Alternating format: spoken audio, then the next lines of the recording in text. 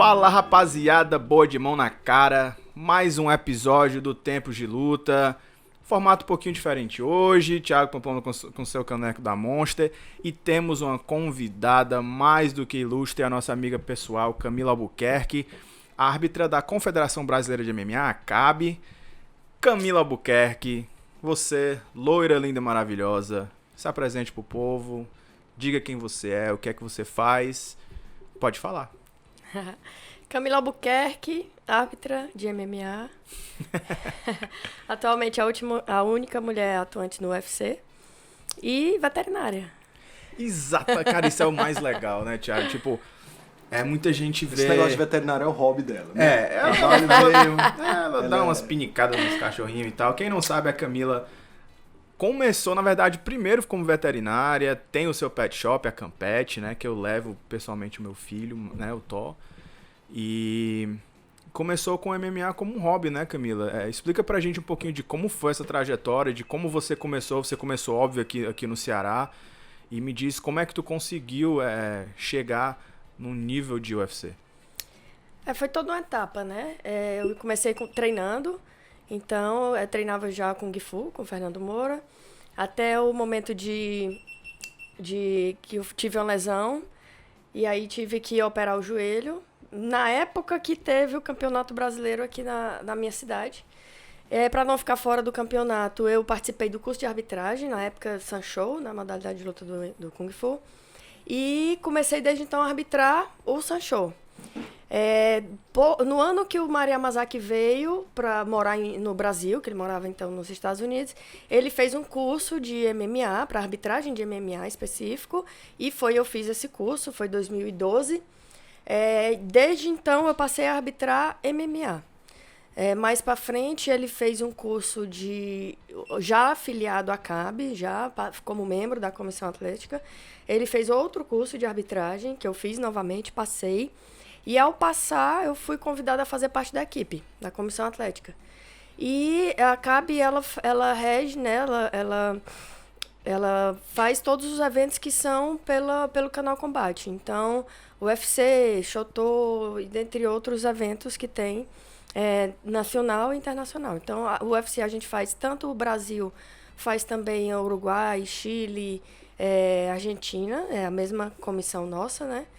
E... esse ano, agora em 2019, eu fiz o curso de arbitragem do Big John.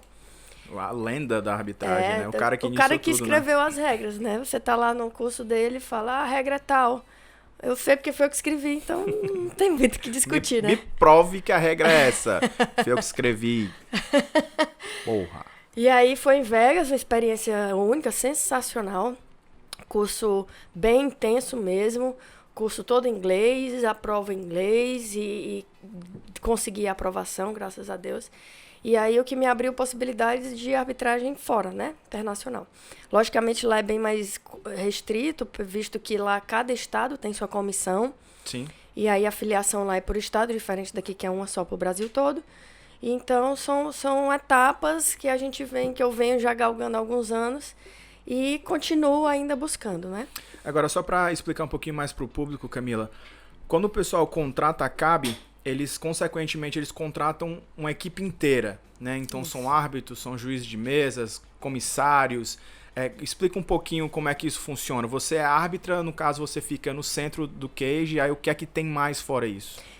A comissão atlética ela é completa. Se o evento ele contrata a comissão, ele vai ter todo o cuidado, desde o backstage até o momento lá em cima e o pós também. O que é que são os membros da comissão? A equipe de árbitros, que são os que ficam lá no centro, conduzindo a luta. A equipe de juízes, que são os que ficam do lado de fora, marcando a pontuação e dando resultado, caso não acabe por finalização, nocaute técnico.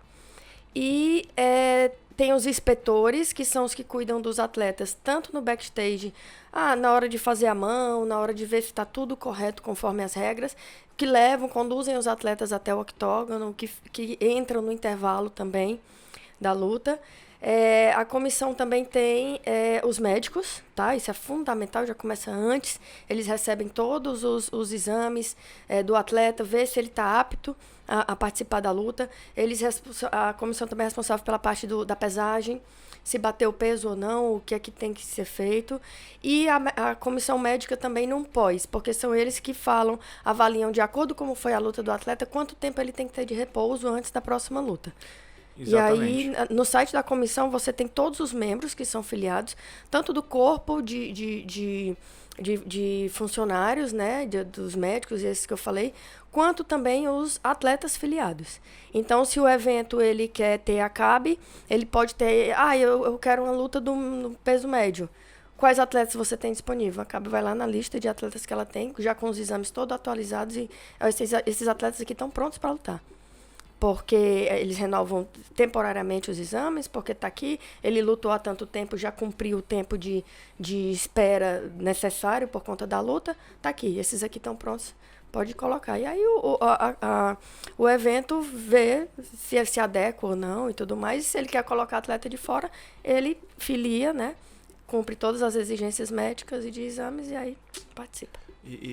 Lembrando, pessoal, para você que está em casa, que o árbitro, ou seja, no caso a Camila, as várias Camilas, né, pelo mundo, só tem ela, mas assim, os Camilos, né, digamos, eles conduzem a luta dentro do cage, e tem os juízes, que são os que pontuam, né? Muita gente confunde, né? Pô, já, não sei o que, a Camila não pontua. Não, a Camila não vai pontuar, ela vai conduzir. E tem caras específicos lá do cage que estão pontuando a luta, minuto a minuto, da forma que eles acharem melhor, para que no final, se der decisão de juiz, as papeletas vão entrar e o resultado que sai é um resultado que eles enxergaram. E o que acontece muitas vezes, Camila, hoje em dia, em todos os eventos, é essa polêmica com decisões, né? Então, eu acho que o melhor que a gente pode falar para você que está em casa que luta é não deixe na mão dos juízes. Acho que todo mundo fala isso, mas muita gente esquece na hora que está lá dentro.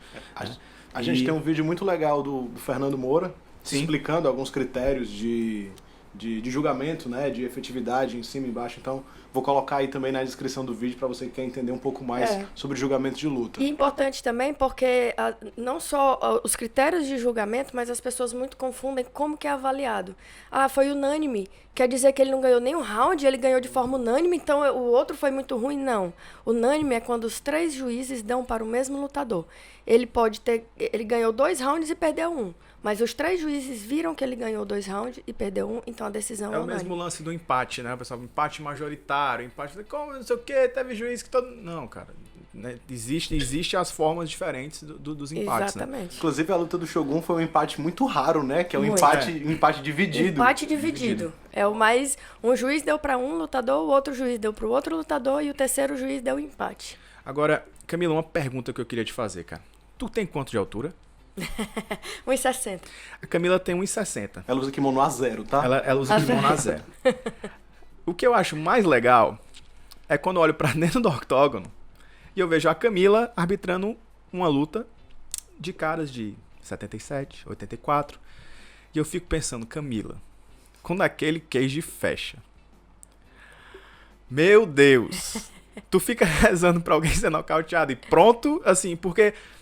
A gente sabe que é difícil. Alguém for nocauteado, o cara vai no calor do momento, querer bater mesmo assim, pro teu tamanho é difícil. Assim, tu chega a pensar nisso, já aconteceu alguma situação que tu pensou, que o que a gente fechou, tu falou, fudeu. Olha pra um lado, olha pro outro. O que é que eu faço agora? Pra mim não faz a menor diferença. 0 com relação a eu estar lá em cima. Se é a luta de menina ou se já fiz peso pesado também. O cara foi lutar, tinha 110 quilos. Nossa os dois. Senhora. Então, para mim, não faz a menor diferença em eu pensar em se eu entro por completo, se eu não entro, se eu fico mais longe ou mais perto. Eu tenho minha forma, meu critério. O que muda para mim é que o mais pesado ele tem uma movimentação diferente do mais leve. Então, isso eu levo em consideração porque muda a minha forma de me posicionar no octógono. Mas com relação a se tiver que parar, eu não vou entrar, vou fazer isso, aquilo, 0 total. Eu entro no meio do que for preciso fazer. Não tem essa de maior ou menor, não faz diferença. Agora, pegando esse gancho aí, Camila, uma coisa que até pra quem um dia quer ser árbitro, né? Que tem gente que sonha em ser árbitro, tem gente que quer realmente ser isso. Uma coisa muito importante pros árbitros, Camila. Ser isso. Quer ser isso. Essa coisa chamada arbitragem. uma das coisas mais importantes para o árbitro é saber se posicionar, né? Como é que você, assim, tem algum ritual que você segue para se posicionar melhor? Existe alguma técnica para se posicionar bem dentro do cage? Tem as regras, as dicas que a gente aprende nos cursos, né? Daí também a importância, o curso ele não é só teórico. Na verdade, ele é metade. Metade dele do de árbitro, o de juiz já é mais teórico. Mas o de árbitro, ele é metade prático, justamente por esse posicionamento.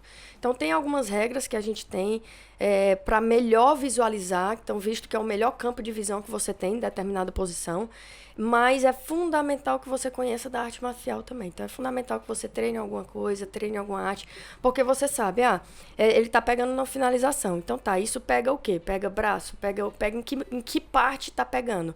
É um que vai pegar para apagar ou vai pegar para cortar o ar, cortar sangue, ou vai quebrar se o atleta... Então, eu tenho que saber onde eu estou posicionada, porque no momento que o atleta bater, eu tenho que parar de um momento que eu alivie a pressão que ele está sentindo. Ou se ele apagar, eu tenho que ver para poder, o mínimo possível, ele ficar naquela condição. Ou também se é luta em pé. Eles têm a mesma base, eu tenho que estar posicionada na frente para que eu veja um golpe baixo por acaso. Tem base trocada, e aí é mais fácil de eu ver um dedo do olho de que lado. O atleta que está mais apanhando, então é mais fácil eu olhar para ele de que ângulo. Então, tudo isso influencia no meu posicionamento. A gente tem algumas dicas e regras no curso que a gente aprende, mas a vivência, ela ensina muito. Camille, falando em posicionamento, na luta do Arroio com o Sergipano, com o André... Que uma tal de Camila arbitrou. Era uma lourinha. Conheço, Uma lourinha veterinária. Rolou isso, né? De ter uma posição muito delicada, que você tava no canto certo, viu o certo, e teve uma polêmica, porque foi uma fração assim de segundos para dizer se o golpe foi legal ou ilegal. Você pode falar um pouquinho mais dessa decisão pra gente? Claro. Primeiro eu te pergunto, depois de quantos replays você conseguiu ver que o joelho estava de maneira legal? Depois de pelo menos uns 3, eu acho. Tá certo. Lá na hora, eu tenho milésimos de segundos para tomar essa decisão. E contando que eu não estou olhando só para o joelho dele para ver se foi legal ou ilegal. Eu tenho que ver se o outro atleta não está agarrando a grade. Eu tenho que ver se ele não está agarrando o short do atleta para tentar uma queda. Eu tenho que ver se o outro atleta não está puxando a luva dele por dentro. Todas situações também ilegais. E que caso acontecessem, eu teria que intervir. Então, eu tenho que estar a par de tudo. Eu estava numa posição privilegiada, é claro, de ver. No momento, me pareceu realmente legal, porque ele estava de joelho no chão. Por uma fração de segundos, ele levantou, que foi o momento que a joelhada entrou, e depois baixou de novo. Então, assim, ao olho humano e ao meu posicionamento, realmente pareceu ilegal. A minha função ali em cima é manter a integridade do atleta. Então, ao que me pareceu ilegal, eu parei e conduzi ao médico, que é o protocolo correto. Inclusive, nos cursos, nessas situações, eles orientam a gente em casos de situações delicadas como essa e realmente difíceis de você perceber. A orientação é parar, realmente. E eu segui totalmente o protocolo. Ao perceber que o atleta não tinha ficado com dano, o médico também me passou as aparências dele. E também a gente dá uma pescada no telão que fica em cima para ver o replay. Eu conduzi da maneira que eu achei mais adequada, não retirei o ponto, até porque eu não poderia prejudicar o atleta. Conduzi da maneira que eu achei mais correta e de deixar a luta mais justa possível, tá certo? Então, levei o atleta ao médico, mantive a integridade física dele, mas não atrapalhei o curso da luta em não mudar o resultado, não tirando ponto. E outro ponto também é que ele estava com o joelho no chão antes, né? Isso. Então, se a joelhada foi, então ele já tinha a intenção de colocar aquela joelhada. Então, eu acho que a sua interrupção foi perfeita e a forma com que foi tomada foi... Tanto é que o atleta que desferiu o golpe, ele nem reclamou. Pra ele também, a sensação que ele teve, só pra você ter noção, a sensação que ele teve foi que foi ilegal. Porque quando eu falei pra ele, olha, você não pode dar uma joelhada assim nos 3 apoios, né, na posição de chão, que atualmente não é mais 3 apoios, posição de chão, porque é ilegal, ele, tudo bem. Ele concordou comigo. Então, pra ele, a sensação também foi que foi ilegal. Então, realmente, só vendo no replay, não tinha... Agora, Camila, eu te pergunto, muita gente fala, uma disputa de cinturão entre fulano e tem todo aquele hype entre os dois atletas. Mas quando o cage fecha, são aqueles 2 atletas e o árbitro. Existe essa pressão também no árbitro, tu acha? De tá fazendo uma luta principal, de uma luta que o mundo inteiro tá vendo. Ele tem algum tipo de pressão em cima dele também? É o medo de errar, o medo de... Porque às vezes a gente sabe que um erro ele pode definir uma luta. Claro. Ou pra A ou pra B. Com certeza. Tu acha que existe esse medo do árbitro? Não é nem medo, mas essa tensão de estar arbitrando uma luta que o mundo inteiro... Uma luta tipo, sei lá, McGregor e Khabib, que é uma luta que você sabe que tem muito ódio, tem muita coisa envolvida, tem muito dinheiro... É uma coisa que pode, de repente, atrapalhar a performance de um árbitro se ele não tiver com a cabeça boa? Olha, eu posso falar por mim, né? É a minha percepção. O nervoso, ele sempre tem. Eu costumo dizer que eu fico muito nervosa até a hora que o locutor, o Bruce, vai falar árbitro em charge, Camila Albuquerque. Que eu olho pra ele, que o portão fecha. Pronto, acabou ali, sou eu e eles 2. E cada um tá fazendo o seu trabalho aqui. Tem o nervoso, logicamente. A gente procura sempre ser o mais justo possível, porque o trabalho é deles. As estrelas são os atletas. A gente tem que deixar eles fazerem o trabalho deles. E aí, mantendo sempre a regra e a integridade. No caso de uma luta principal, dessa muito aclamada, porque você vê assim, a gente vai arbitrar, não importa pra gente se é principal, se é main event, se é co-main, porque como você viu nesse evento, por exemplo... A luta do Arroio foi muito mais intensa do que a luta principal, se você puder comentar, né? De ação, de atividade, de atuação. Então, assim, se você perguntar qual foi a luta mais difícil entre as duas de arbitrar, provavelmente, né? A do Charles do Bronx, provavelmente a do Arroio com o Sergipano. Então, mas o main event era o outro. Mas, assim, nessas mais aclamadas, em que tem essa preparação antes, essa expectativa antes por parte do público, da mídia, gera uma expectativa. Eu não cheguei a fazer nenhuma nesse estilo ainda, mas eu acredito que gera uma expectativa maior para o árbitro, porque a visibilidade perante a um erro é muito maior, né? Então, assim, a gente sempre quer fazer a luta ser justa, independente de qual seja. Mas eu acho que dá uma atenção maior, sim, nessas principais. Exatamente. E continuando com a nossa pauta, que é o UFC São Paulo, uma reca de brasileiros lutaram, uma gangue de brasileiros, né? Alguns se deram bem, outros nem tanto. E tivemos a luta principal um pouco morna, né, Thiago? Uma coisa... Talvez eu meio que já esperava, pelo fato de Jacaré estar subindo de categoria, primeira vez, estava meio receoso, não queria perder. A gente já tinha comentado que talvez a força da categoria de cima fosse fazer muita diferença, né? Que foi o que aconteceu. O Jacaré botou na grade, não conseguiu progredir muito, porque o outro adversário era claramente mais forte. Não conseguia dar uma queda. Eu achei já que ele ia se destacar mais pelo fato que ele não sofreu na perca de peso, na recuperação. Para ele, eu acho que ele já foi mais inteiro do que para as outras lutas, né? Agora, se eu pudesse dar um troféu para essa luta, acho que seria Charles do Bronx. Né?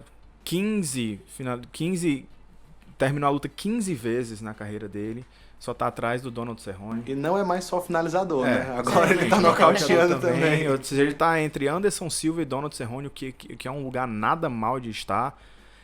Pediu um tal do irlandês, Conor McGregor, né? E ele pediu mais alguém, não foi? Ele pediu o Paul Felder. Paul Felder foi o último que derrotou foi o último que derrotou ele. Eu acho que seria um lutaço.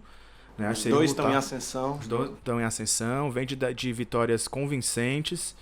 E a gente teve algumas outras lutas que... Teve uma outra luta que me chamou a atenção também, foi a da Ariane Lipski. Foi uma das primeiras lutas. Que ela caiu naquela posição, que ela foi tentar juntar as mãos e o pessoal achou que ela acabou batendo. E aí deu essa polêmica também. Muita gente xingando ela nas redes sociais, o pessoal vaiou. Sim. E realmente ninguém sabe o que aconteceu, né? Porque parecia que ela tava tentando juntar a mão, parecia que ela tava batendo, ficou essa dúvida aí. Eu sinceramente, cara, eu fico muito chateado quando eu vejo o pessoal vaiando. Porque, cara, você não tem noção do tanto que aquela pessoa se dedicou durante 3 meses pra estar ali.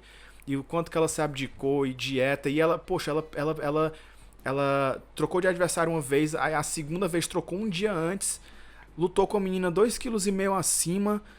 E a vida toda ela só pegou bucho no UFC. Exatamente. Então, assim, e você vaiar, eu acho desnecessário de verdade. Eu acho que quem vai é porque nunca teve dentro de um cage e não entende todo o processo que um atleta passa. Eu acho isso realmente desnecessário. Fico triste porque muitas vezes, eu posso estar errado, mas a maioria das vezes isso acontece no Brasil. né? Tem outros cantos que acontecem, mas o Brasil, acho que a galera leva mais no Pior coração. que não. Lembra que a gente falou que o médico que parou a luta do Nate Diaz e foi ameaçado e tudo? Sim, o que sim. acontece é que o público médio que acompanha o MMA não é o público que treina, não é o público que entende arte marcial. Exatamente. Então é aquela galera que tá ali por causa da porrada. Até você ver quando a luta fica muito tempo no chão, o pessoal Sim. começa a vaiar, porque não sabe o que tá acontecendo no Eu chão. ouvi comentários de que o árbitro parou muito cedo na luta do Charles, do Bronx.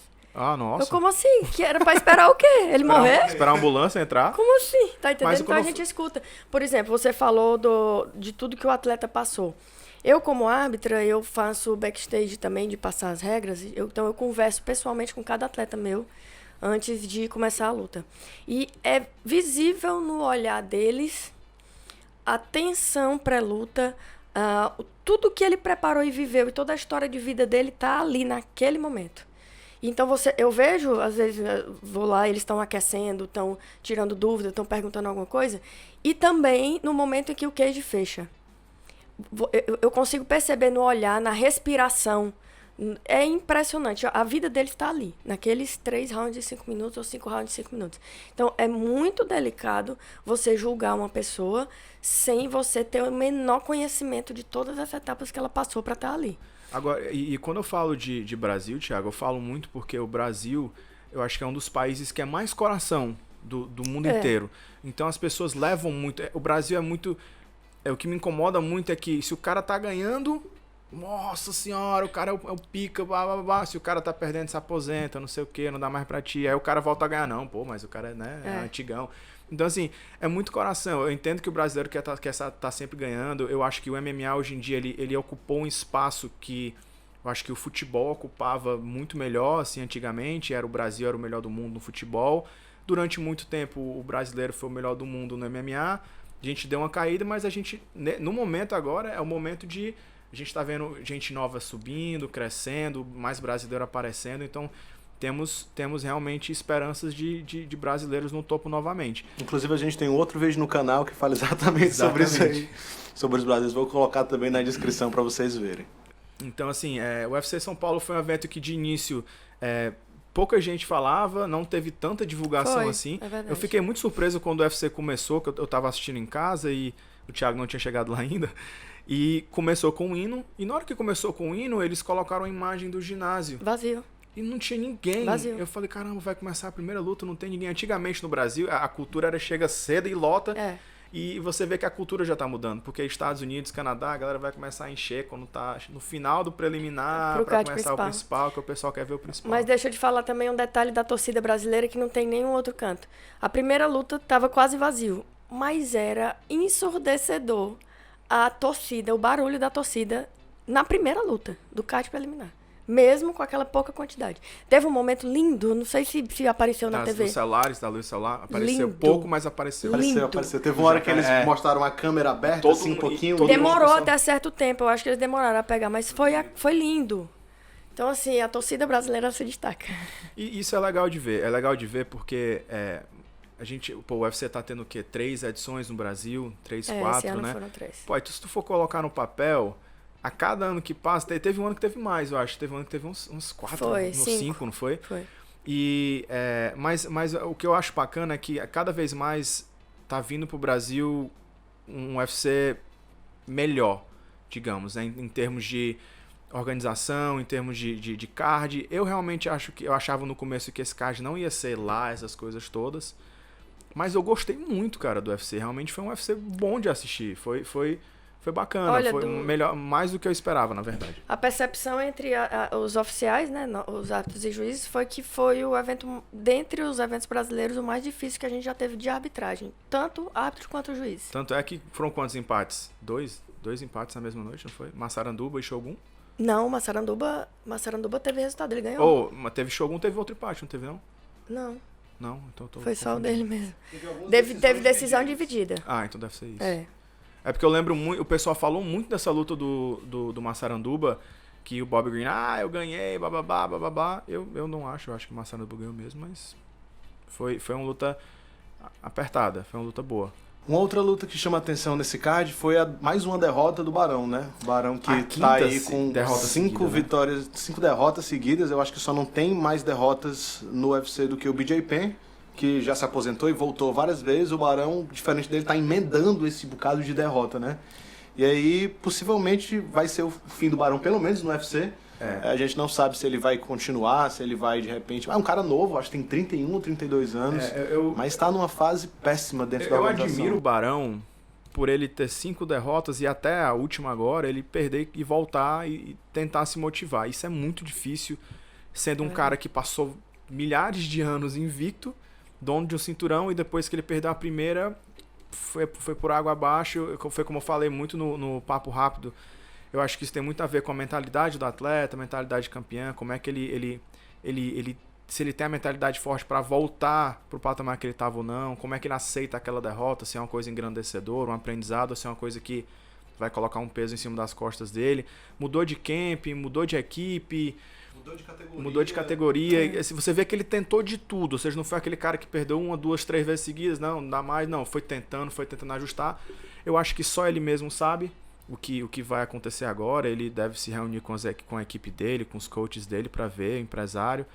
Mas, poxa, é um alerta que foi ligado, 5 derrotas seguidas. O UFC não costuma deixar uma pessoa perder tanto e deixar ele dentro do plantel. Eu acho que muito tem a ver com o cara ser ex-campeão, por passar tantos anos invicto. Ele foi considerado pelo Dana White o pound for pound, né? Exatamente. Então eu acho que ele tem o mérito dele de poder ter perdido tantas vezes, mas, poxa, 5 vezes é um número difícil de você conseguir voltar, e é um número que deve estar batendo na cabeça do Dana White, do Mick Maynard ali, porque, poxa, irmão, é tanta gente para entrar no UFC, cara, é tanta gente boa, é tanta promessa, é complicado. Agora, por um lado, é muito difícil você se aposentar com um retrospecto ruim desse, e por outro lado, é muito difícil voltar também, porque vai que piora, né? Então o Barão tá numa situação aí bem complicada. Só o BJP mesmo, pra voltar vai ficar pior. Delicado mesmo. E foi uma luta... E assim, o Douglas, o cara que lutou...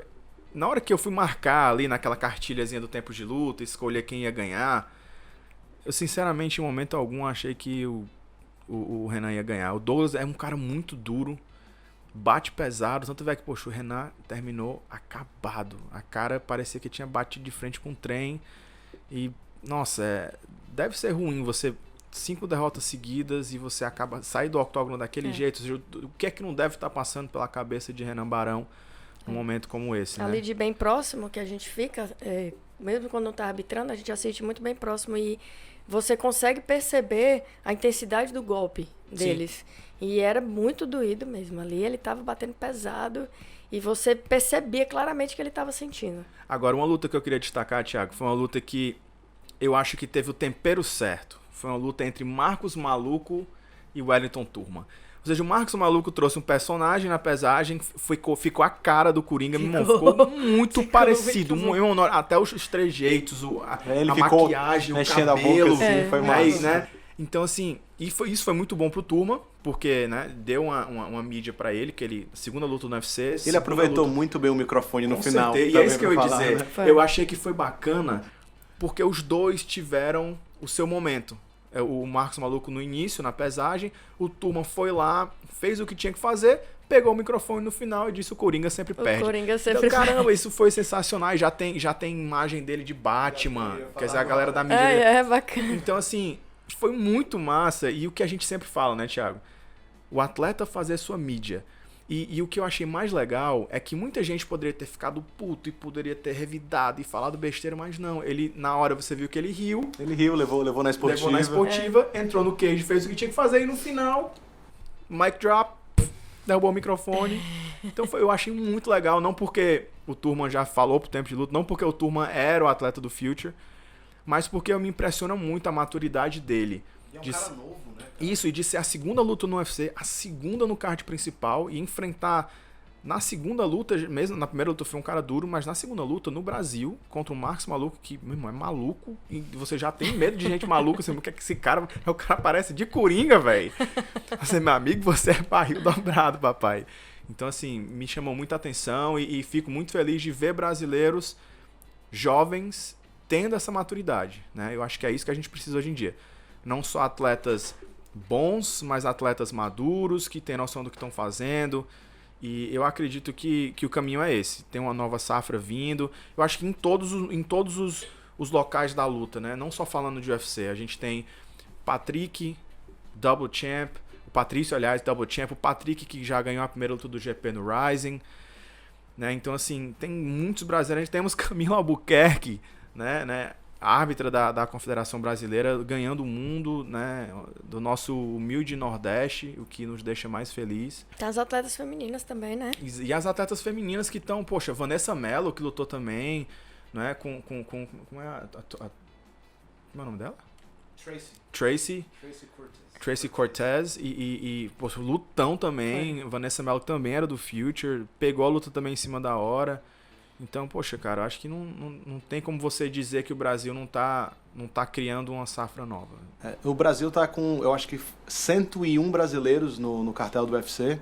Eu acho que é o maior número que teve. O cara na post-conference, depois da luta, né, ele falou esses números e aí eu fiquei na cabeça. Então, tem muito brasileiro mesmo, tem muita gente do Brasil entrando, então talvez tenha gente aparecendo aí. E eu vou entrar aqui num último assunto pra gente ir caminhando para o final. Quer aproveitar a Camila, nossa primeira moça aqui no podcast, né?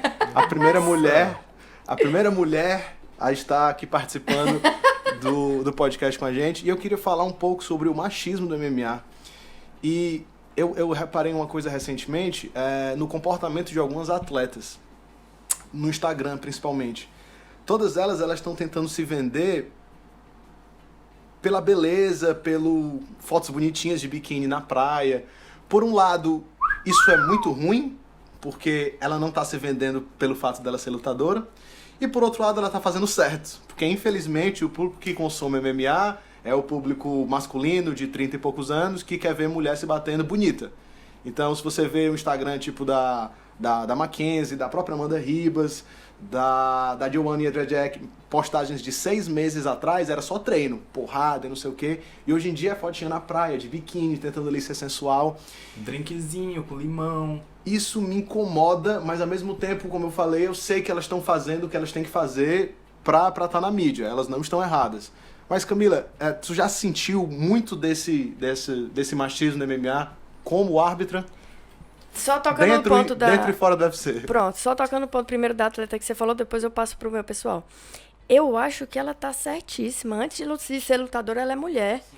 E ela pode aparecer bonita na praia, do que for. É o pessoal dela. O Instagram é dela, ela bota o que ela quiser do pessoal. E ela tá mais que certa de postar as fotos dela, feminina como ela é. Não quer dizer que ela vai entrar toda maquiada e de cabelo solto feito na escova pra lutar lá em cima. Se você olha uma foto de uma lutadora no momento que ela tá no octógono e de uma mesma lutadora, ela pronta pra ir pra uma festa, você nem acredita que é a mesma mulher. Porque lá em cima ela tá pra fazer o trabalho dela. Seja pra lutar, seja eu dentro de um centro cirúrgico, seja eu fora, eu tô fazendo o meu trabalho, eu tenho a condição. E ela, a mesma coisa. Ela lá no trabalho dela, ela tem que se vestir de maneira diferente para poder conduzir aquele trabalho, ela vai se vestir de maneira diferente. E isso é perfeito. Um médico para entrar no centro cirúrgico, ele bota toda aquela roupa. Ele tá bonito? Não interessa. Ele não tá lá para estar bonito, ele tá lá para fazer a cirurgia, exatamente ela. No octógono, não tá lá para estar bonita, ela tá lá para ganhar. Se fora no Instagram ela posta fotos da realidade dela, que ela é bonita, é excelente, maravilha. É o pessoal dela, é a vida dela, ela é mulher antes de tudo. Então eu super apoio. Super apoio. Já com relação ao machismo, no meu caso, foram etapas também. Eu comecei arbitrando eventos locais, né, dentro da minha cidade, fui passando para cidades do interior, depois outros estados, até chegar no nível de UFC.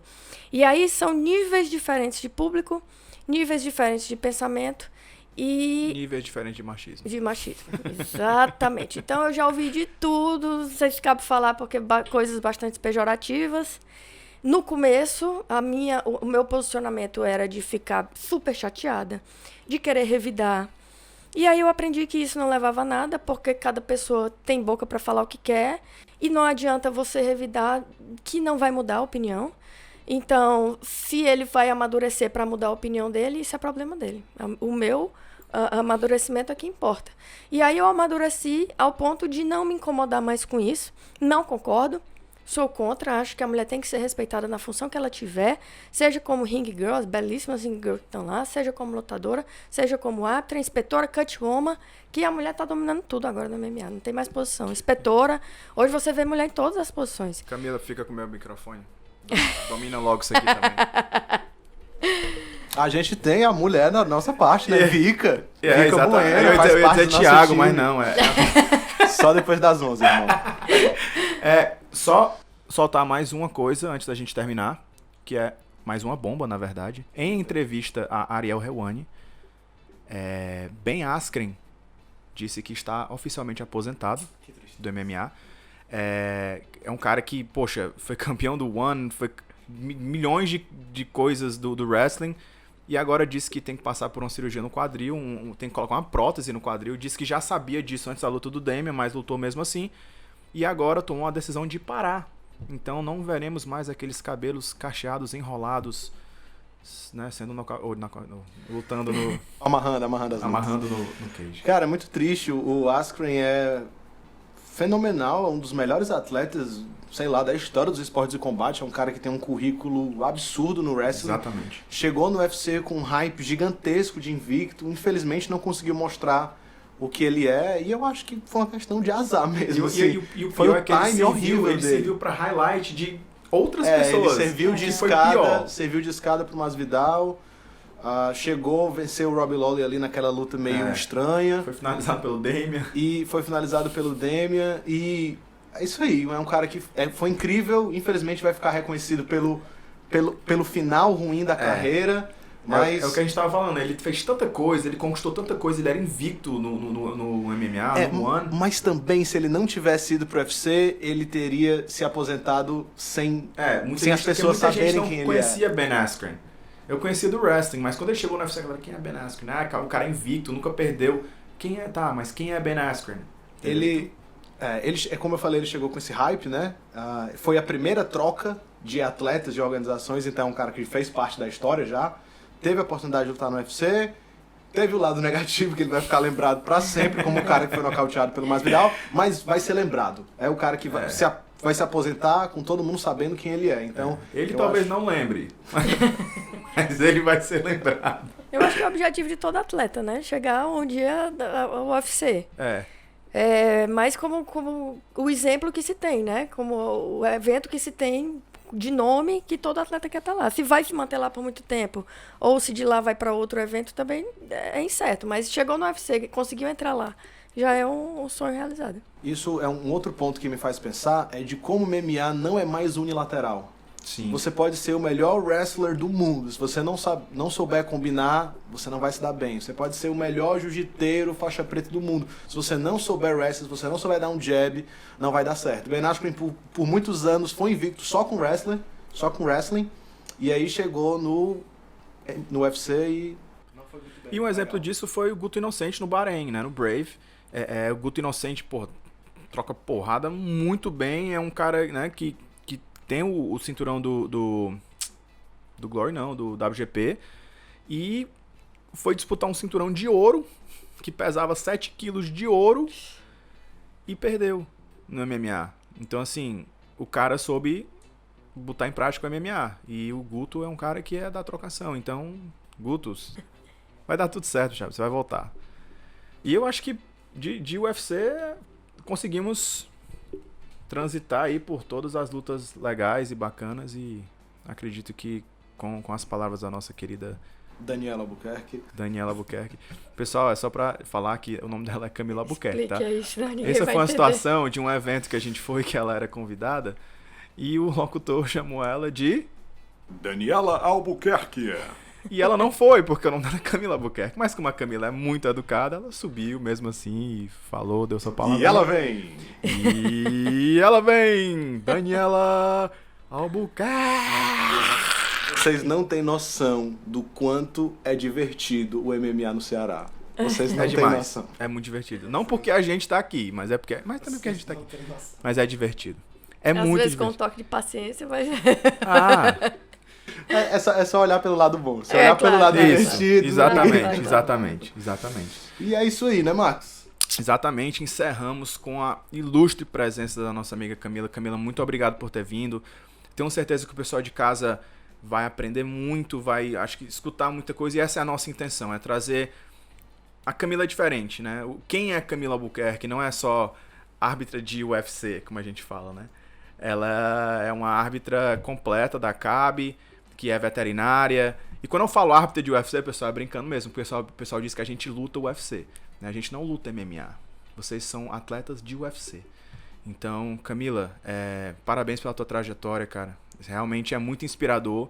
E a gente fica muito feliz de saber que você é nossa amiga pessoal e a gente viu todo o seu crescimento, a gente fez parte dessa história. Eu, por algum tempo, fui árbitro e você me comandava, né? Até que eu fiz uma cagada bem grande numa luta e parei. Inclusive, a gente tem que falar sobre isso um dia. Um dia a gente fala, não sei se eu estou pronto pra falar dessa grande cagada que eu fiz dentro do octógono. Quem faz nunca esquece, né? Com certeza. Então, muito obrigado por ter tirado um tempinho. Eu sei que você é muito ocupada, né? Tem seus cachorrinhos, seus gatinhos pra operar e tomar de conta. Mas muito obrigado. Algumas considerações finais pra quem tá em casa. Queria agradecer, né, vocês dois. É um prazer estar aqui fazendo parte. Vou divulgar demais. Todo mundo curtir eles aqui, viu, galera? Tá muito bom, muita informação bacana. Eu queria deixar, então, um recado para curtir cada vez mais, assistir cada vez mais o UFC. E as lutas em si, elas são muito bacanas.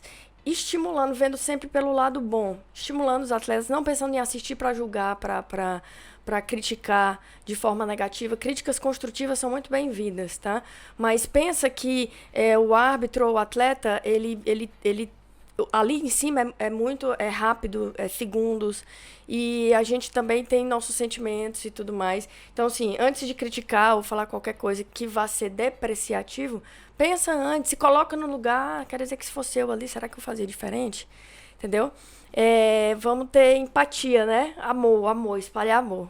Falando em amor, tem aquele símbolozinho que tu faz com todo árbitro, pra quem não sabe, galera, todo árbitro faz um símbolozinho, né? Quando é chamado o nome. Como é o teu, Camila? É assim, ó. Então, galera, isso não é rock and roll. Não é. Tá? Ela não é Nirvana, metal. O que Quer que dizer, significa, Camila? I love you. Oh, I love you too, Camila. Em linguagem americana de sinais. Muito então, legal, tá vendo? Tempo amor. de luta também é cultura. E aí, nós ficamos por aqui. Muito obrigado se você chegou aí até o final. Muito obrigado, Camila. Você é maravilhosa. E, como a Camila falou, segue a gente aí. Se você tá ouvindo a gente no podcast, assina. Se você tá ouvindo a gente no YouTube e vendo a gente, se inscreve aí, compartilha aí, faz todas essas coisas legais que todo mundo pede pra fazer quando tá no YouTube. Exatamente. E pra encerrar, eu quero criar uma moda agora que todo convidado que vem tem que fazer uma dancinha do encerramento. Então, Camila. Eu gostei. Não, isso é novidade agora. Não tá no contrato, não. Todos nós vamos fazer a dancinha no 3. 1, 2, 3. Cada um faz a sua vez assim. E a Camila não tá dançando. Por que só eu fico dançando nisso? E eu dancei, mas com certeza eu vou botar a câmera que pega só tu. Claro. Essa que tá pegando ela não vai botar, irmão. Sou eu que edito. Valeu, pessoal. Fiquem ligados. Lembrando que tem You Name It com o Rafael Feijão, que apareceu agora. Essa entrevista vai ao ar logo, dependendo do nosso amigo Thiago, porque ele é o cara que faz as edições. Fiquem com a gente, fiquem ligados. Curte o canal, se inscreve, aperta no sininho para que os novos vídeos possam aparecer para vocês, ok? Valeu! Podcast Tempos de Luta.